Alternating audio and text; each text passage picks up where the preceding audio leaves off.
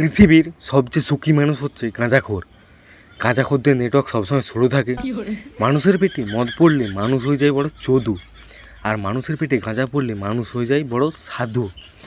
আর যারা গাঁজা খায় তাদের আবার বেশ সুন্দর সুন্দর মেয়ে পড়ে, কারণ গাঁজা খেয়ে ফিট ফাট হয়ে মেলা দেখতে যায়। আর যারা মদ খায় তার দিকে মেয়ে দেখলেই তো বলবে এরা মাতাল। আর যারা আবার গাঁজা খায় তারা কি বলে, আমরা বাবা মহাদেবের ভক্ত।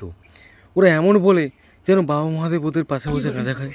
বাবা মহাদেবের কাছে মাল ভরে গেলে হয়তো ওর দিকে খোঁজে যে ভাই আজকে একটু মাল ধার দে।